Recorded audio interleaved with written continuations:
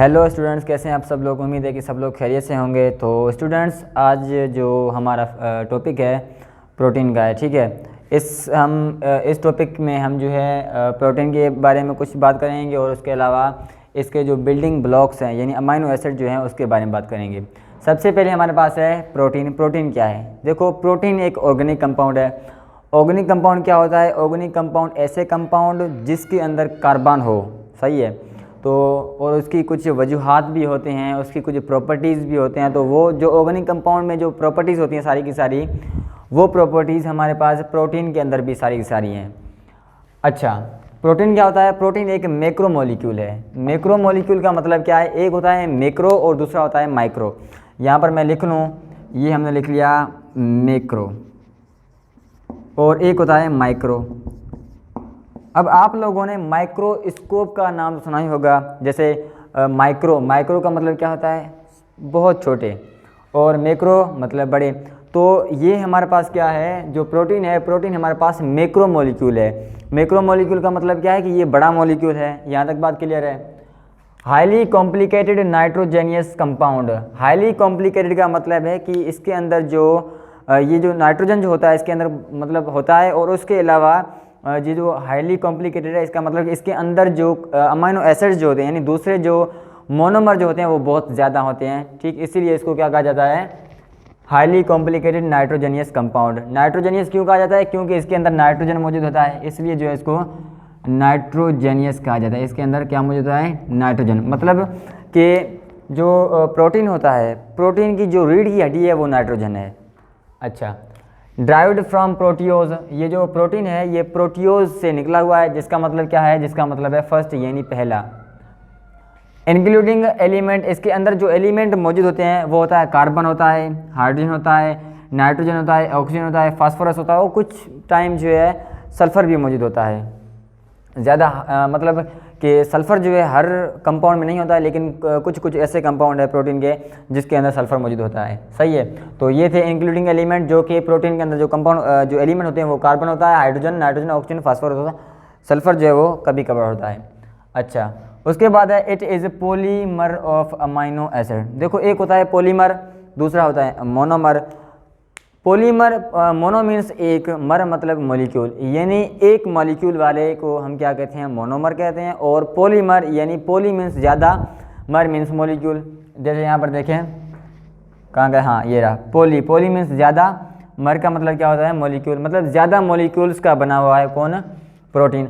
अच्छा, अब ये देखो ना, अगर कोई चीज़ ज़्यादा मॉलिक्यूल्स की बनी हुई है तो लाजमी उसके अंदर कुछ और तो मॉलिक्यूल्स होंगे, उसका कोई तो उसका जो मोनोमर होगा। तो प्रोटीन जो है ये अमाइनो एसिड का पॉलीमर है। यानी अमाइनो एसिड क्या है? अमाइनो एसिड जो है मोनोमर होते हैं, है ना। अमाइनो एसिड जो होते हैं वो मोनोमर होता है, और जब वो अमाइनो एसिड जब आपस में मिलते हैं पेप्टाइड लिंकेज की वजह से मिलते हैं, वो भी हम देखते हैं क्या होता है। तो प्रोटीन जो अमाइनो एसिड हैं जब वो आपस में मिलते हैं तो वो क्या बनाते हैं? प्रोटीन बनाते हैं, ठीक। उसके बाद ये जो प्रोटीन है ये मतलब 50% प्रेजेंट होती है सेल में, ठीक है। 50% सेल में जो है प्रोटीन प्रेजेंट होती है। अगर कहीं पर एमसीक्यूज में क्वेश्चन आ जाए कि ऑर्गेनिक कंपाउंड यानी सबसे ज़्यादा हमारे जिस्म में ऑर्गेनिक कंपाउंड कौन सा मौजूद होता है, तो सबसे ज़्यादा हमारे जिस्म में ऑर्गेनिक कंपाउंड जो मौजूद होता है वो होता है प्रोटीन, सही है। और अगर ये क्वेश्चन आ जाए कि सबसे ज़्यादा इनऑर्गेनिक कंपाउंड कौन सा होता है मौजूद हमारे जिस्म में, तो सिंपल सा जवाब है H2O यानी वाटर। यानी ऑर्गेनिक कंपाउंड जो कि सबसे ज़्यादा प्रेजेंट है हमारे जिस्म में वो है प्रोटीन, और इनऑर्गेनिक कंपाउंड जो कि बहुत ज़्यादा प्रेजेंट है हमारे जिस्म में वो है H2O यानी वाटर। उसके बाद ये जो प्रोटीन है ये 50% यानी 50% प्रेजेंट होता है किसके अंदर? सेल के अंदर होता है, और ये ऑर्गेनिक कंपाउंड है protein. It is organic compound, ये जो है एक ऑर्गेनिक कंपाउंड है। ऑर्गेनिक कंपाउंड क्यों है? क्योंकि ये इसके अंदर कार्बन मौजूद होता है। उसके बाद प्रोटीन जो सेल में जो मतलब प्रोटीन बनाता है वो राइबोसोम बनाते हैं, ठीक है। और राइबोसोम को जो है प्रोटीन की फैक्ट्री भी कहा जाता है, यानी factory of protein is known as ribosome. यानी राइबोसोम को जो है वो प्रोटीन की फैक्ट्री कहा जाता है। राइबोसोम प्रोटीन जो है कौन बनाता है सेल के अंदर? वो बनाता है कौन? राइबोसोम। अच्छा, most abundant organic compound in our body. वही बात कि जो हमारा जो जिस्म है उसके अंदर बहुत ज़्यादा अमाउंट में ऑर्गेनिक कंपाउंड कौन सा होता है? प्रोटीन होता है। Structural unit of protein is amino acid. Structural जैसे हम कहते हैं बेसिक यूनिट ऑफ लाइफ या स्ट्रक्चरल यूनिट ऑफ लाइफ, तो वो कौन सा होता है, वो सेल होता है। इसके अंदर कौन सा होता है, प्रोटीन का जो स्ट्रक्चरल यूनिट है, यानी कौन सी चीज़ें मिलकर जो है प्रोटीन बनाता है, वो है हमारे पास अमाइनो एसिड। यानी अमाइनो एसिड जब कंबाइन होते हैं तो वो प्रोटीन बनाते हैं। उसके बाद it gives energy to living organisms bodies. ठीक है, तो ये कह रहा है कि जो प्रोटीन होता है वो प्रोटीन हमारे जिस्म को क्या देता है, ये एनर्जी देता है, एनर्जी देता है, और उसके अलावा इसके और भी काम होते हैं प्रोटीन के। उसके बाद हमारे पास आता है अमाइनो एसिड। आई होप कि जो प्रोटीन है, प्रोटीन के बारे में आपका कॉन्सेप्ट जो है वो क्लियर हुआ होगा, क्योंकि मैंने जो है अलग अलग पॉइंट्स लिखे हैं, जिसमें 7, 8, 10 पॉइंट मेरे ख्याल से हैं तकरीबन, तो वो मैंने अलग अलग लिखे हैं। तो उस वजह से अगर इसमें भी कोई क्वेश्चन हो तो आप कमेंट सेक्शन में कर सकते हैं। उसके बाद हमारे पास आता है अमाइनो एसिड। अमाइनो एसिड क्या होता है, बिल्डिंग ब्लॉक्स ऑफ प्रोटीन। मतलब अमाइनो एसिड जब आपस में मिलते हैं तो वो क्या बनाते हैं, तो वो प्रोटीन बनाते हैं। ठीक, यानी प्रोटीन किस चीज़ का बना हुआ होता है, अमाइनो एसिड का।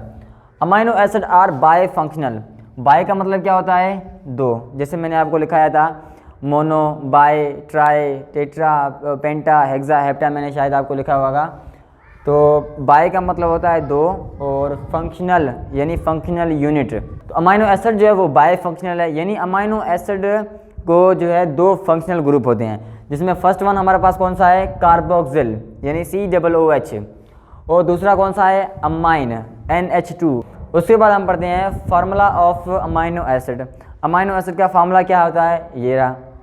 अच्छा, मैं इसको थोड़ा सा मिटा करके आपको वापस बेक में थोड़ा सा जैसे बनाता हूँ कि ये बना के इस तरह। ठीक है, यहाँ पर हमारे पास है अमाइनो एसिड। अमाइनो एसिड का फार्मूला बनाना है, तो कैसे बनाएंगे, बिल्कुल सिंपल सी बात है। पहले हमारे पास है कार्बन, ये मैंने लिख लिया कार्बन। अब कार्बन की जो वैलेंसी होती है वो टेट्रा वैलेंसी होती है। शायद आपने अगर मेरे वैलेंसी के जो वैलेंसी का जो मैंने लेक्चर अपलोड किया था, अगर वो आप लोगों ने पढ़ा होगा तो शायद कि आपको लोगों को पता होगा कि कार्बन की जो वैलेंसी वो कितनी होती है। कार्बन की वैलेंसी होती है 4, और 4 क्यों होती है, 4 इसलिए होती है क्योंकि आउटर मोस्ट शेल में 4 इलेक्ट्रॉन है। ऑक्टेट कंप्लीट करने के लिए भी 4 इलेक्ट्रॉन की ज़रूरत है, तो 4 वैलेंसी होगी, यानी 4 इलेक्ट्रॉन ये कंबाइन कर सकता है। तो मैंने ये 4 इलेक्ट्रॉन की मतलब लिख ली यहाँ पर। अच्छा, एक साइड पर कौन होता है, यहाँ पर हमारे पास एक साइड पर होता है NH2, यहाँ पर होगा NH2 यानी अमाइन होगा, और दूसरी साइड होगा कार्बोक्सिल। ठीक, ऊपर हमारे पास होगा हाइड्रोजन। अब हाइड्रोजन ऊपर है, देखो आउटर मोशन में इलेक्ट्रॉन कितने हैं हाइड्रोजन के, एक ही है, तो वो डुप्लेट कंप्लीट करेगा। तो एक इलेक्ट्रॉन कार्बन से अटैच कर लिया तो क्या हो गया, इसकी वैलेंसी कंप्लीट, इसकी वैलेंसी अब ये 2 हो गई। सही है, यानी हाइड्रोजन की वैलेंसी जो है वो कंप्लीट हो गई। और नीचे हमारे पास होता है R। R का मतलब क्या होता है, एनी अल्काइल ग्रुप, कोई भी जो अल्काइल ग्रुप हो सकता है। सही है, और इस साइड कौन होता है, इस साइड जो हमारे पास होता है वो होता है NH2 यानी अमाइन। सही है, देखें जैसे मैं यहाँ पर लिख लूँ NH2, तो लिख लूँ, पहले आप लोग देख सकते हैं कि नाइट्रोजन जो है, नाइट्रोजन के पास कितने इलेक्ट्रॉन होते हैं, नाइट्रोजन के पास होते हैं इलेक्ट्रॉन 7 होते हैं। मैं यहाँ पर लिख लूँ जैसे 2 और ये हो गए 5, यानी 2 पहले शेल में और 5 दूसरे शेल में, तो 5 इलेक्ट्रॉन होते हैं। अब जब 5 इलेक्ट्रॉन है इसके पास और इसके पास एफिशिएंसी कितनी है, ठीक है, यानी इसके पास कितने इलेक्ट्रॉन्स की कमी है, तो सीधी सी बात है ये ऑक्टेट कंप्लीट करेगा। तो जब ये ऑक्टेट कंप्लीट करेगा तो इसके पास 5 है, ऑलरेडी 5 इलेक्ट्रॉन है, तो 3 जो है ये किसी न किसी से गेन करेगा। इसका मतलब ये कि नाइट्रोजन की वैलेंसी कितनी है, 3 है। तो ये हमने लिख लिया, एक जो है कार्बन के साथ अटैच है, तो बाकी कितनी बची, बाकी बची 2 हमारे पास, एक हाइड्रोजन और ये हो गया एक हाइड्रोजन यानी NH2। ये देखें ना NH2, देखिए 3 जो है वैलेंसी है नाइट्रोजन की, तो एक कार्बन के साथ और एक इस हाइड्रोजन के साथ और एक जो है इस नीचे वाले हाइड्रोजन के साथ, और हाइड्रोजन की एक वैलेंसी होती है, तो एक इलेक्ट्रॉन जो इन्होंने कंबाइन करके रखा है। उसके बाद अब ये जो कार्बन है इसकी टेट्रा वैलेंसी होती है, तो 3 इलेक्ट्रॉन कंबाइन कर लिए, लेकिन अभी चौथा इलेक्ट्रॉन किससे कंबाइन करेगा, चौथा इलेक्ट्रॉन कंबाइन करेगा ये कार्बोक्सिल से। ठीक, जैसे मैं यहाँ पर लिख लूँ, ये लिख लिया हमने कार्बन। अब ये भी कार्बन है क्योंकि वो कार्बन है ना, कार्बोक्सिल से करेगा, तो एक इलेक्ट्रॉन इसने कार्बन के साथ अटैच कर लिया। अब लाजमी ये कार्बन है तो इसके भी तो 2 ही होंगे ना, इसके भी तो 4 वैलेंसी है ना, तो एक इलेक्ट्रॉन कंबाइन कर लिया, तो एक जो है ना कंबाइन करेगा किससे, ऑक्सीजन के साथ। अब ऑक्सीजन की कितनी वैलेंसी होती है, ऑक्सीजन की 2 वैलेंसी होती है। कैसे, देखें ये हमारे पास है ऑक्सीजन, ऑक्सीजन का आउटर मोशन में कितने इलेक्ट्रॉन होते हैं, देखें 8 टोटल इलेक्ट्रॉन होते हैं, 2 पहले में गए और 6 दूसरे में गए। दूसरे में कितने हैं, 6 है, तो जब इसके पास दूसरे शेल में 6 इलेक्ट्रॉन है तो अब ऑक्टेट कंप्लीट करने के लिए 2 इलेक्ट्रॉन की ज़रूरत है। तो ये क्या करेगा, 2 इलेक्ट्रॉन किसी न किसी से कंबाइन कर लेगा। जैसे यहाँ पर 2 ऑक्सीजन जो है, एक ऑक्सीजन एटम ने 2 की वैलेंसी कंप्लीट कर ली, किससे, कार्बन की। अब इस कार्बन की तो पूरी हो गई क्योंकि 1 2 3 4 कार्बन की, तो इस कार्बन की पूरी हो गई, लेकिन इस कार्बन की नहीं पूरी हुई। देखें, एक कार्बन इसके साथ अटैच किया और 2 इसके साथ, कितनी हो गई, 3 हो गए, लेकिन अभी भी एक चाहिए। और वो कहाँ से लेकर, देखिए COOH है तो कार्बन O आ गया, लेकिन अभी OH है तो O यहाँ पर आ गया, हमने लिख लिया ऑक्सीजन। अब कार्बन की वैलेंसी कंप्लीट हो गई, लेकिन ऑक्सीजन की वैलेंसी कंप्लीट है जी, बिल्कुल नहीं। क्यों नहीं है, क्योंकि ऑक्सीजन की जो वैलेंसी होती है वो 2 होती है। इसने कंबाइन कितने किए हैं, 1 इलेक्ट्रॉन कंबाइन किया है, तो बाकी कितने की एफिशिएंसी है, बाकी 1 की है। वो कहाँ से लेगा, वो कहाँ से लेगा, H से, यानी हाइड्रोजन से। तो ये कंबाइन कर लिया इसने एक हाइड्रोजन के साथ। यहाँ तक बात क्लियर है। अब देखें, अब हमारे पास ये बन गया अमाइनो एसिड का फार्मूला, जो कि कार्बन और यहाँ पर NH2, ऊपर हाइड्रोजन, नीचे कोई भी अल्काइल रेडिकल हो सकता है, और यहाँ पर COOH यानी कार्बोक्सिल, COOH कार्बोक्सिल। यहाँ तक बात क्लियर। अब इसके अंदर आप देखेंगे ना, हर एलिमेंट की जो वैलेंसी है वो कंप्लीट होगी इस कंपाउंड के, अगर आप कंपाउंड के अंदर आप देखेंगे तो। उसके बाद ये तो हमारे पास फार्मूला हो गया किसका, अमाइनो एसिड का। अब चलते हैं आगे। Amino acids are linked with peptide bond. होता क्या है कि यही अमाइनो एसिड जब आपस में कंबाइन होते हैं तो वो क्या बनाते हैं, तो वो हमारे पास बनाते हैं प्रोटीन।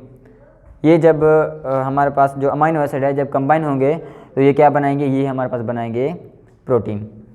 तो ये बात भी क्लियर है। और ये किस से कंबाइन होगा, कौन सी बॉन्ड होगी, ये हमारे पास होगी पेप्टाइड बॉन्ड होगी, और उसके अलावा इसके अंदर डिहाइड्रेशन भी होगी। फिलहाल आप ऐसा करें ना, इस पॉइंट को हम रखते हैं पेंडिंग में, अभी देखते हैं, सीखते हैं, अभी इसी वीडियो के अंदर ही होगा, लेकिन ये बॉन्ड फिर देखते हैं। पहले हम ये एक पॉइंट देख रहे हैं। कह रहा है कि there are 21 amino acids which takes part in protein synthesis on the base of alkyl radical, alkyl group radical जो है बाद से में, यानी किसी भी प्रोटीन के अंदर 20 से 21 यानी 20 से 21 अमाइनो एसिड जब कंबाइन होते हैं, मतलब किस्म के 20 से 21 किस्म के अमाइनो एसिड जब कंबाइन होते हैं तो वो क्या बनाते हैं, तो वो प्रोटीन बनाते हैं। यानी डिफरेंट हो जाइए, 20 से 21 अमाइनो एसिड डिफरेंट जब मिलते हैं तो वो हमारे पास क्या बनाते हैं, वो प्रोटीन बनाते हैं। सही है, तो यहाँ पर बात क्लियर है। तो ये पॉइंट हमारे पास क्लियर है कि जब 20 से 21 तकरीबन होने चाहिए, 20 से 21 डिफरेंट किस्म के अमाइनो एसिड जब कंबाइन होते हैं तो वो प्रोटीन बनाते हैं। यानी किसी भी प्रोटीन में 20 से 21 जो अमाइनो एसिड होंगे वो डिफरेंट होंगे, सेम भी हो सकते हैं, लेकिन तकरीबन 20 से 21 जो है वो डिफरेंट तो लाजमी होंगे ही होंगे। यहाँ तक बात क्लियर है, ये वाली पॉइंट क्लियर है। अब बाकी जो हमारी आखिरी पॉइंट बची है वो ये है कि amino acids are linked with peptide bond. इसको हम अभी डिस्कस करते हैं, इसलिए मैं ये जो है मिटा रहा हूँ इस साइड वाला।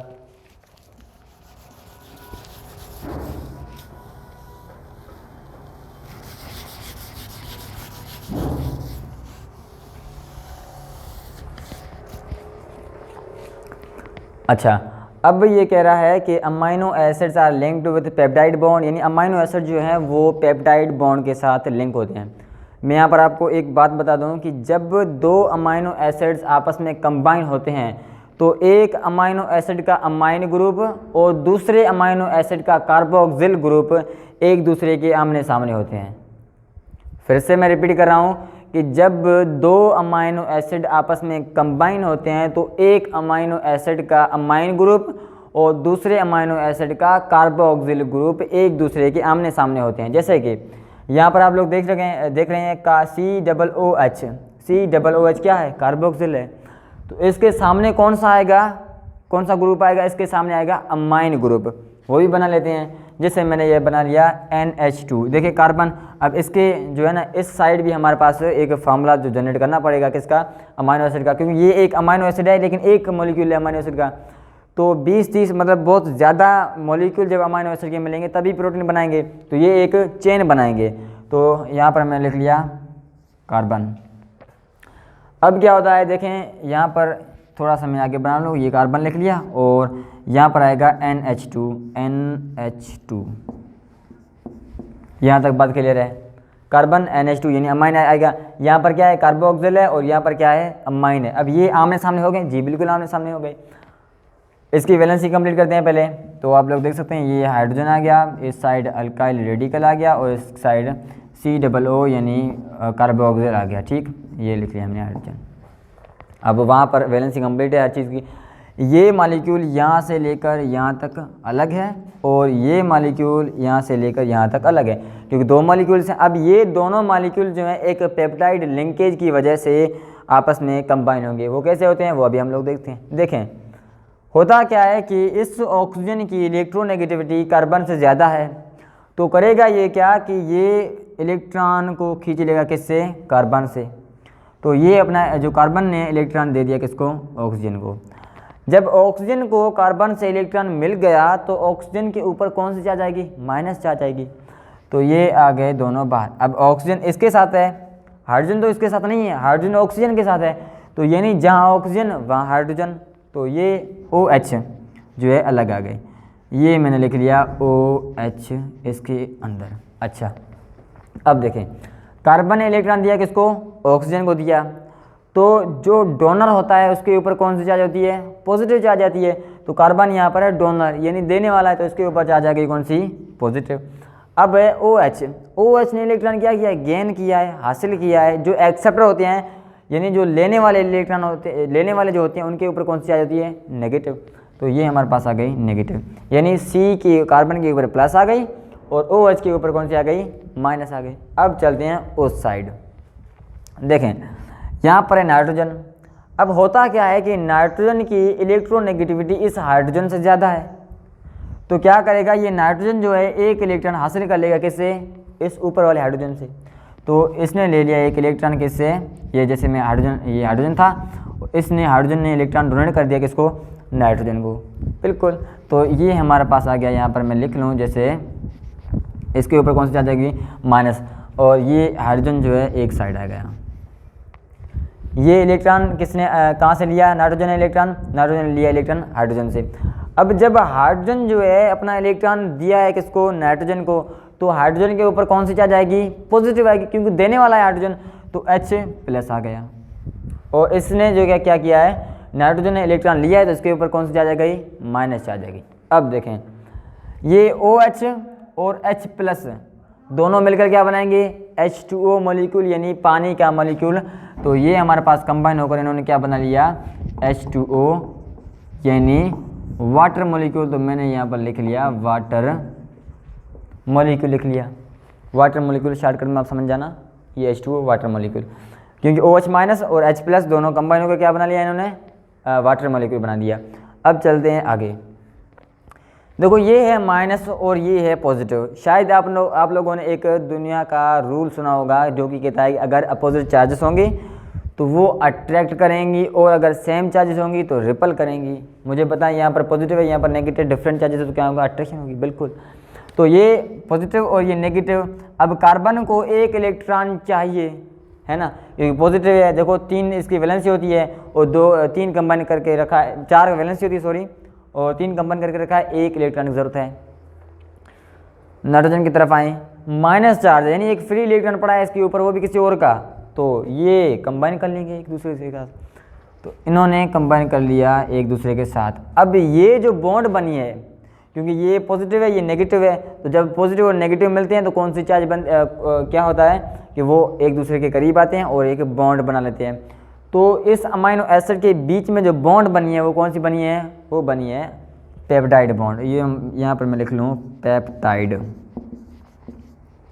Peptide bond.